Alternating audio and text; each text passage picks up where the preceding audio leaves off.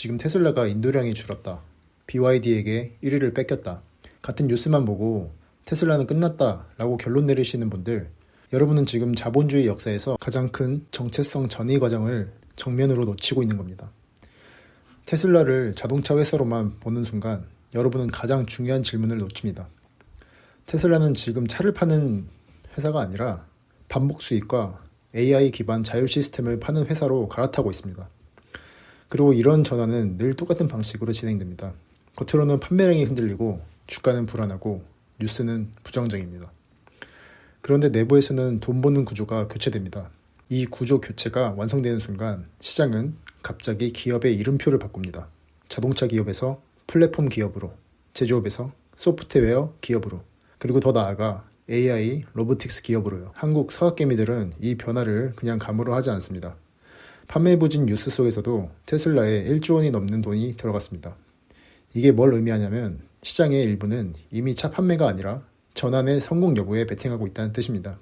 오늘 영상은 테슬라가 왜 2월 14일을 운명의 날로 찍었는지, 사이버캡과 옵티머스가 왜 자동차를 잊게 만들 수 있는지, 그리고 삼성과 리튬이 테슬라의 성벽을 어떻게 더 두껍게 만드는지 시스템 사고로 풀어보겠습니다.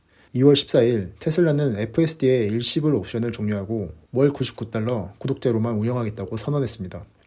여러분이 적어주신 표현 그대로 이건 가격 정책 변화가 아닙니다.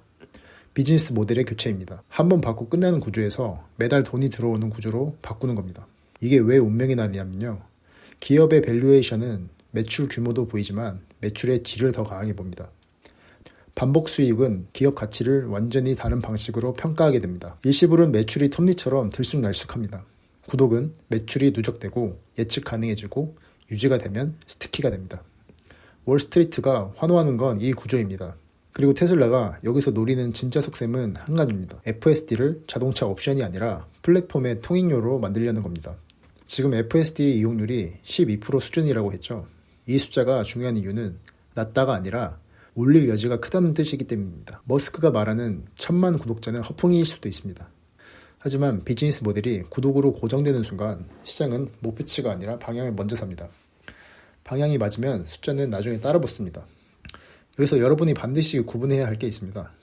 FSD 구독 전환이 성공하면 테슬라는 차를 깔고 구독료로 돈 버는 회사가 됩니다. 이러면 자동차 판매량이 줄어도 기업이 망하는 구조가 아닙니다. 오히려 판매량이 줄어도 구독이 늘면 기업 가치가 올라갈 수 있는 구조가 됩니다. 여러분이 테슬라를 볼 때 앞으로는 인도량만 보면 안 됩니다. 구독자 수와 유지율, 그리고 구독이 매출에서 차지하는 비중을 봐야 합니다. 이제 자동차는 잊으세요. 라는 말이 왜 나오는지 설명하겠습니다. 테슬라가 지금 준비하는 건 자동차 사업의 확장이 아니라 이동 서비스의 산업화를 노리는 겁니다. 핵심은 사이버캡입니다. 2026년 4월 양산을 앞둔 로보택시, 핸들도 페달도 없습니다.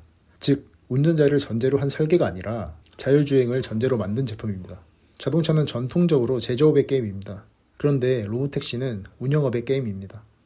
차를 한 대 더 파는 게 아니라 한 대를 더 오래 굴려서 돈을 뽑아내는 구조입니다. 여기서 FSD 구독 모델과 완전히 맞물립니다. 구독이 깔리고 로보택시가 깔리고 운영이 시작되면 테슬라는 차 판매에서 운행 수익으로 넘어갑니다. 그리고 테슬라가 내세우는 10초에 한 대 생산이라는 문장, 여러분이 이걸 과장으로 보든 마케팅으로 보든 상관없습니다. 중요한 건 테슬라가 대량 생산으로 경쟁을 끝내려는 의지를 드러냈다는 겁니다. 로보택시 시장에서 무서운 건 기술 한 방이 아니라 기술이 규모를 탔을 때입니다. 10대가 아니라 10만 대가 굴러갈 때 그 회사는 데이터를 독점합니다. 데이터를 독점하면 자율주행은 더 좋아지고 더 좋아지면 운영은 더 돈이 됩니다. 이게 AI 회사들이 가장 무서운 방식으로 승부를 끝내는 메커니즘입니다. 그리고 옵티머스 3세대 이야기도 같은 맥락입니다. 미래에는 테슬라가 차를 만들었다는 사실조차 잊게 될 것. 이 말이 과장처럼 들리죠. 하지만 자본주의에서 이런 말이 현실이 되는 순간이 언제냐면 로봇이 수익을 만들기 시작할 때입니다. 지금 이미 테슬라 공장에서 수천 대의 옵티머스가 물류와 조립을 담당하며 진화하고 있다는 스토리는 시장이 원하는 한 가지 질문으로 이어집니다. 이게 공장 밖으로 나오면 돈이 되나?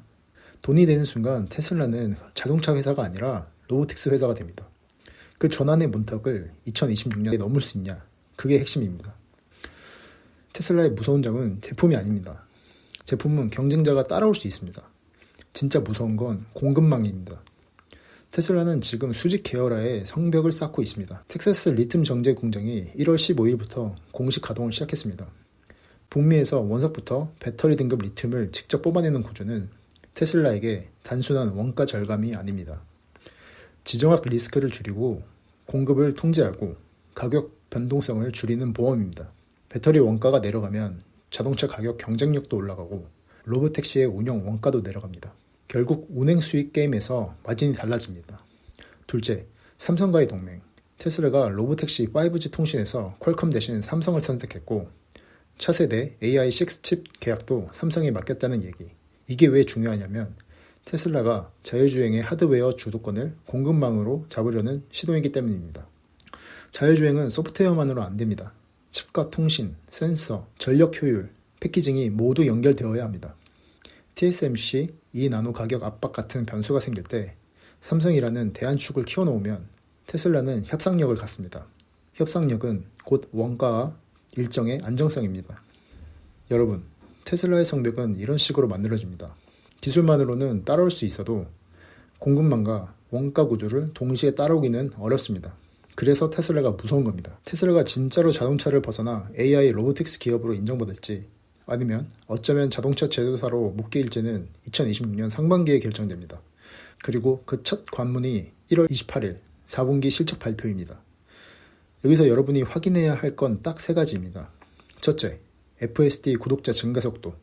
2월 14일 전환이 단순 발표로 끝내는지 실제로 구독 매출이 구조적으로 올라오는지 봐야 합니다. 둘째, 사이버캡 양산 스케줄. 4월 가동 계획이 목표인지 확정인지 공급망과 생산 계획이 어떤 톤으로 제시되는지 봐야 합니다. 셋째, 옵티머스 상용화 가이던스.